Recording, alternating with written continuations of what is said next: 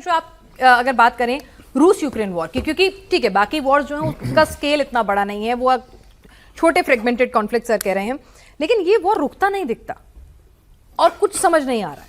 मतलब आप piece stock करके आते हैं, उसके बाद बड़े बम गिरा देते हैं और ज्यादा हथियार लेते हैं। चल क्या रहा है इसमें, और आपको लगता है कि कहीं रुकेगा? रुकेगा तो बिल्कुल, जो युद्ध शुरू होता है उसका अंत भी होता है। 4 साल हो गए, बिल्कुल रुकेगा। और नए साल में हम नई आशा के साथ प्रवेश करेंगे, क्योंकि जेलेंस्की के भारत आने की भी खबरें आ रही हैं पुतिन की विजिट के बाद।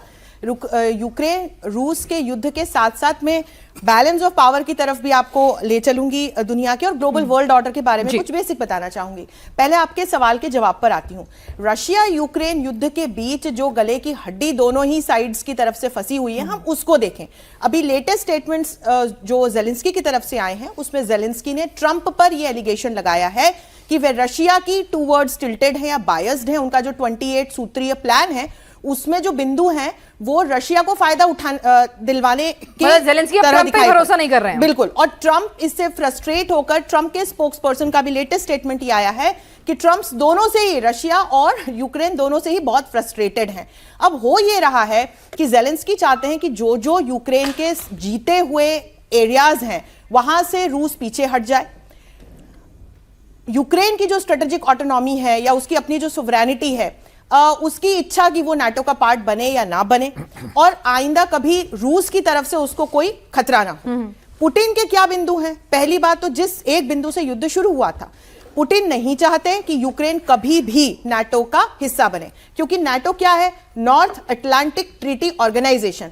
ये कोल्ड वॉर के दौरान बना एक मिलिट्री अलायंस है जो तत्कालीन यूएसएसआर लॉबी के खिलाफ बनाया गया था, वॉर्सो पैक्ट के खिलाफ। अब पिनास जब कोल्ड वॉर खत्म हुआ तो वॉर्सो पैक्ट धीरे धीरे अपना रेलेवेंस उसने खो दिया, वो खत्म हो गया।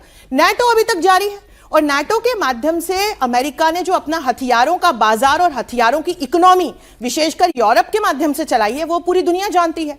तो इसीलिए कहा जाता है कि जो ये युद्ध है ये यूक्रेन रशिया के बीच में नहीं है, ये रशिया और नाटो के बीच में है। और सही बात है भाई, एक समय यूक्रेन तत्कालीन यूएसएसआर का पार्ट था। तो यदि आप जियोपॉलिटिकली और दुनिया के नक्शे पर देखेंगे तो यदि यूक्रेन को नाटो का मेंबर बनने देते हैं पुतिन, तो रशिया के लिए कितना बड़ा खतरा है ये हम समझ सकते हैं। उनके दरवाजे पर जाकर के अमेरिका और नाटो खड़ा हो जाएगा। इसीलिए पुतिन ने ये अटैक किया, और इसके बाद से वो लगातार कह रहे हैं कि उनको रिटर्न में गारंटी चाहिए कि यूक्रेन नाटो का पार्ट कभी नहीं बनेगा, और जीते हुए जो एरियाज हैं जिसमें ज़ेपोरिजिया और खेरसोन जैसे स्ट्रेटेजिक महत्व के एरियाज हैं उसको वो नहीं छोड़ेंगे। तो अब ये यहां पर गले की हड्डी फंसी हुई है, और इसकी वजह से कितनी ही मीट्स हो जाएं, अलास्का मीट के बाद भी हमने देखा कि बात बन नहीं पाती है। तो यहां मुझे लगता है कि ऐसे विश्वस्त मध्यस्थ की आवश्यकता है, जिसकी मध्यस्थता में दोनों ही नेता बैठें, और कहीं ना कहीं वो मध्यस्थता हम करा सकते हैं। वो मध्यस्थता मैं बार बार कहती हूं कि वो मध्यस्थता हम ही करा सकते हैं, क्योंकि हम शांति, स्थिरता, विकास और सुरक्षा की बात करने वाले देश हैं।